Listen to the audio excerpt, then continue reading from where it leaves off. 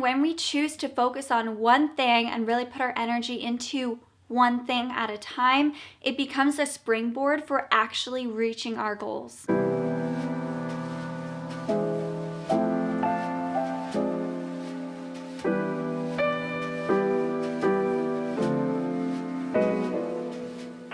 Hey guys, welcome back to my channel. My name is Renee. If you're new here, today I'm so excited for this video. I really love talking about entrepreneurship, personal development, and of course, minimalism and intentional living. So the 7 minimalist habits I'm going to be sharing with you guys today will help you reduce your stress when you're feeling overwhelmed, prioritize what's important so that you can intentionally scale your business, and make an impact on your audience in a way that builds trust and a genuine relationship with them. If that sounds like something you need right now, then you're going to love this video. While I have you guys here, be sure to subscribe if you enjoy videos on practical minimalism and intentional living, and be sure to give the video a like if you enjoy it. It means a lot to me and I really appreciate it. Now let's get into the 7 minimalist habits for entrepreneurs that want to build a business with intention.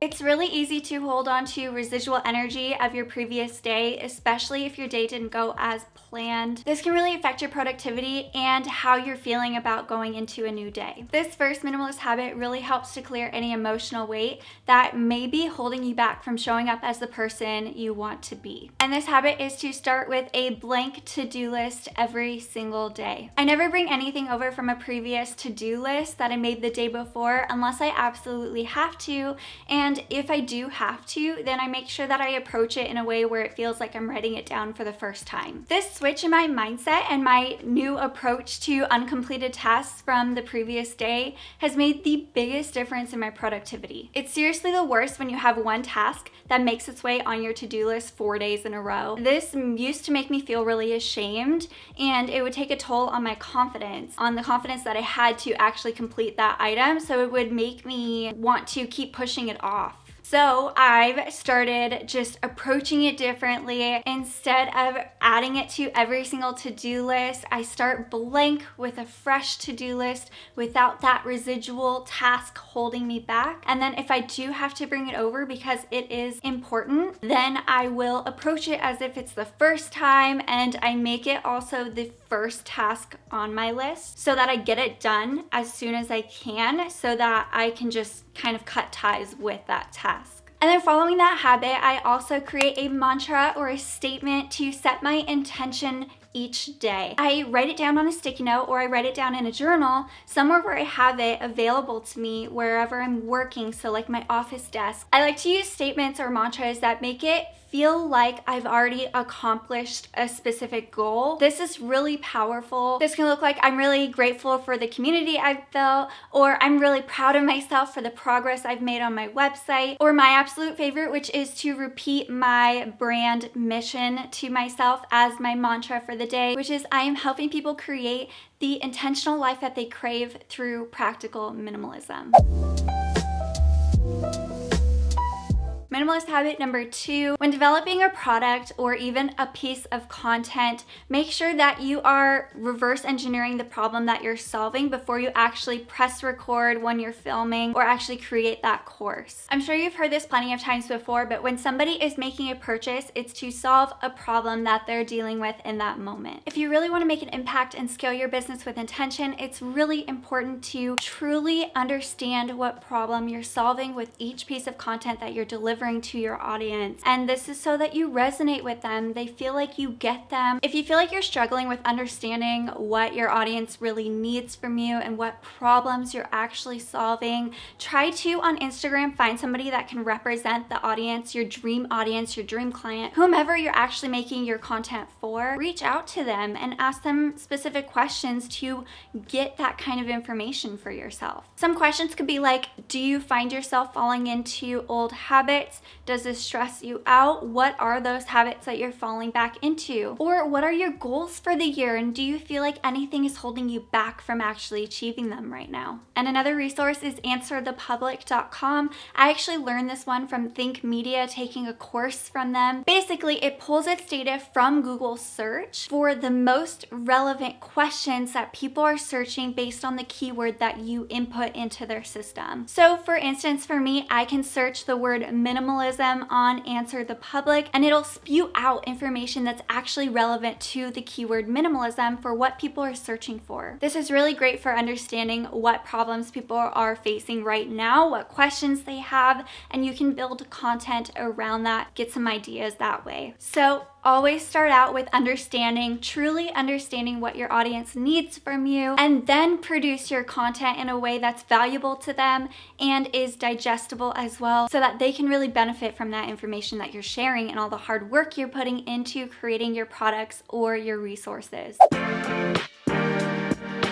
The third minimalist habit is to practice the art of intentional learning. When I first got monetized on YouTube, I really had this mindset that I needed to learn everything I could about building a business, scaling a business, entrepreneurship. And yes, education is important, but it's also very important to be intentional about what you're consuming and what you're learning, because then you get caught up in spending hundreds of dollars on ebooks and courses, but you never really take advantage of all the information that you are consuming and putting it into practice, because you're in information overload because you're taking in too much. And I believe the reason why I did this in the beginning was because of imposter syndrome. I felt like I wasn't capable of actually doing this, so I was trying to make up for that by being in this information overdrive and trying to just consume everything I can and everybody's advice. And eventually I realized what I was doing and that I needed to take a step back to really analyze where I was putting my energy and where I needed to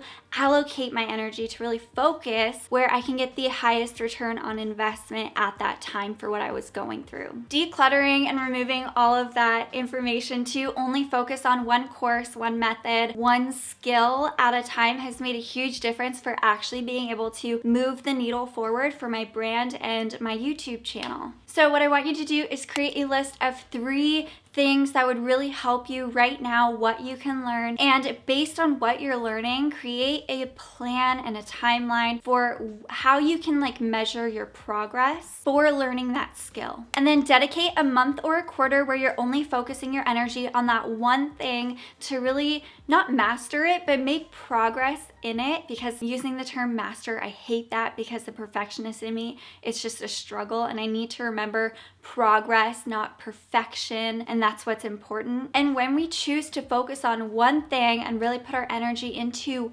one thing at a time, it becomes a springboard for actually reaching our goals.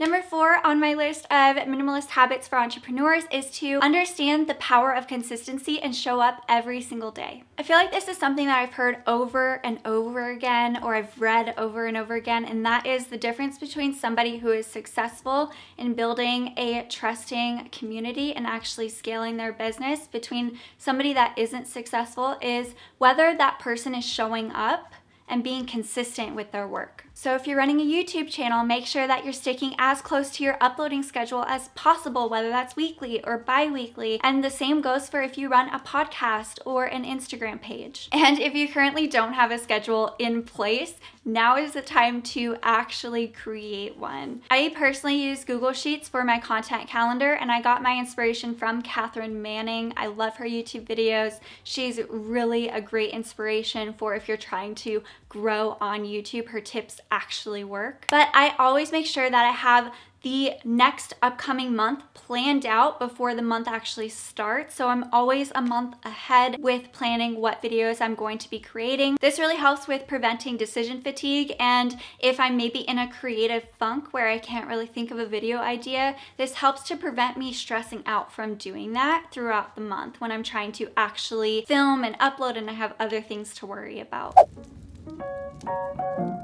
The fifth minimalist habit is to create boundaries so that you have a healthy side hustle, day job, life balance. Like many of you, I'm sure I've struggled with balancing between my YouTube channel and my 9-to-5 job and making sure that I'm taking time to do things that are nourishing to me and the relationships that I care about. If I'm being 100% honest, I feel like this habit is something that I still struggle with, that I'm still working on. And I feel like it's a mountain that you should expect to climb whenever you're trying to be an entrepreneur and grow something on the side. There's always going to be sacrifices. Some of that is, spending time doing things that are fun, watching TV, those sort of things. You just kind of have to expect that in the beginning it's going to be a lot of work and that you're going to sacrifice some things. But I have found some ways where I can set boundaries to help kind of alleviate that stress. And these boundaries are going to look different person to person. They're going to be very unique to you and what you can let go of, what you can sacrifice, and then what you need to put your foot down for. And I do want to say something that you should never give up is your sleep schedule. Make sure you set boundaries around your sleep schedule. I say this all the time on my channel. I'm sure you've heard it before, but this is the one thing that I want you to never sacrifice. And the sixth habit is to create more than you consume. It's really easy to get caught in the trap of scrolling through Instagram or YouTube looking for inspiration for your next project. And ultimately, this can do a lot more harm than good. This is one habit that I've been adamant about forming and being consistent with, is when I realize that I am scrolling mindlessly, then I force myself to think about what I could be doing to serve my larger goals to get me a step closer to actually achieving them, because they are way more important. And I am by no means perfect at this. I still have my days where I get caught up in the trap of just scrolling endlessly. But just having this phrase, create more than you consume, and reminding myself of my goals constantly when I realize that I'm doing this has really helped me to keep myself in check. This is probably my favorite minimalist habit out of all of them, and that is to slow down, reflect, and document your progress often. By slowing down, I mean celebrating the small achievements. There are always going to be new milestones that you're trying to reach, so eventually you'll reach your first 100 subscribers on YouTube, and then you're gonna always be wanting to do more, like 500, waiting for the 500 mark, and then waiting for the 1,000 mark, and so on. But because being an entrepreneur means that you're making a lot of sacrifices, burnout can happen really quickly. We get so caught up in these late nights and early mornings and going after that next milestone that we forget to slow down and actually live in the process and in the achievements that we've already accomplished and the progress that we've already made. So as often as you can, make it a habit to reel yourself in, take a step back, and live in the moment, in the progress, and in the now. As an entrepreneur, it is critical to always reflect on what you've done so that you can continuously improve to serve your audience better. I like to reflect on a quarterly basis, and I actually set 90-day goals. So if you're interested in seeing